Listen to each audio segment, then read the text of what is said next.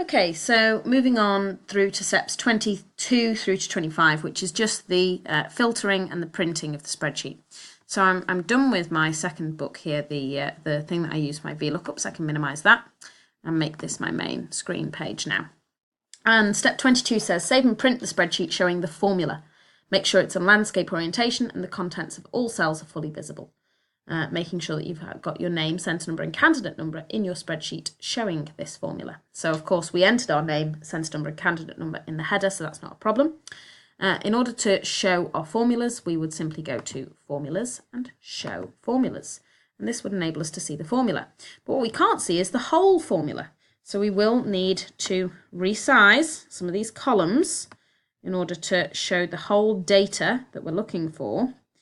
And ensure that we can see the full formula. You will lose marks if you show half of your formulas.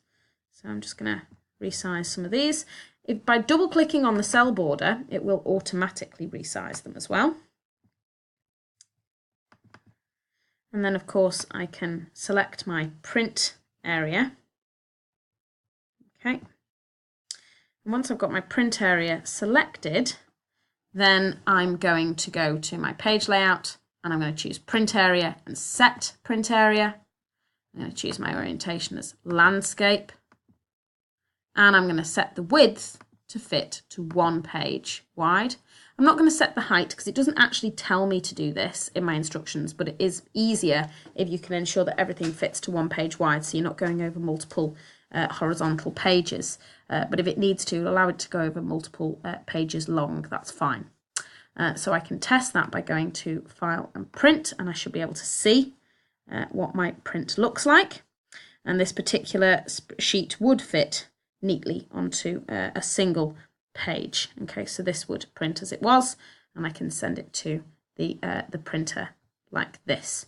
I can also see in the bottom here that I have my name, centre number and candidate number, and my file name and path in my footer. So I'm happy with that. I'll go back again. The next instruction says also to print the spreadsheet showing the values, making sure that this fits on a single page wide and all contents of cells are fully visible, making sure that you've entered your name, centre number and candidate number on the spreadsheet to show the values. So this time we're going to go to formulas and we're going to untick show formulas, but we need to make sure that all of the values are fully visible. So still having to resize each of the columns to ensure that the data is visible properly. Now again, it doesn't tell me what orientation of cell to do this time, so I'm going to choose the most appropriate, and in this case I'm going to select a portrait page orientation, like so, fitting to a single page wide, and I'm also going to fit it to a single page high if necessary, so that when I go to File and Print, I can see my print sheet. Okay, and again I can see that it's printing to 1 page. I can also see my name and my centre number, header and footer. Again, happy with that. To print the values. The next instruction asks me to extract some of the data. So it says extract only the employees who earn less than 200 rupees a week, and then sort the extracted data into ascending order of surname. So to do an extraction, what I want to do is I want to add some filters onto my headings here. So I'm going to select my heading bar, and in the data option, I'm going to turn on filters. Okay, and in filters, I can go to filter if I was looking for something specific, for example, and I can use the drop down, and I can deselect specific options. I can say search only for the pay type that is a W or the pay type that is S. Okay, but I can also use the number filters here, and in this case my number filters will be less than, okay, so less than 200 rupees per week. So I'm going for less than, where the weekly wage is less than 200. Okay, and there are the employees whose weekly wage is less than 200 rupees per week, and I'm going to sort this extracted data into ascending order of surname.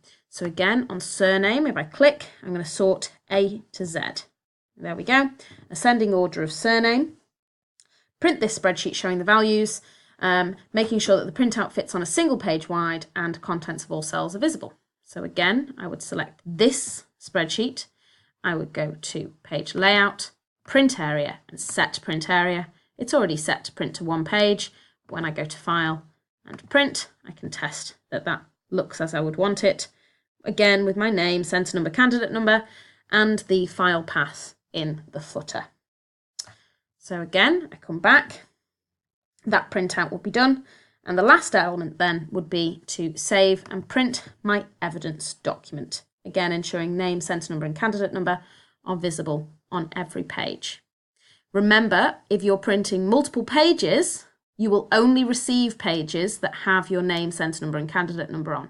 So if you're unsure, double check that every page, okay, has your name, centre number, and candidate number on before you send to print, because you will only receive the versions that have that. They will not be given out unless. Okay.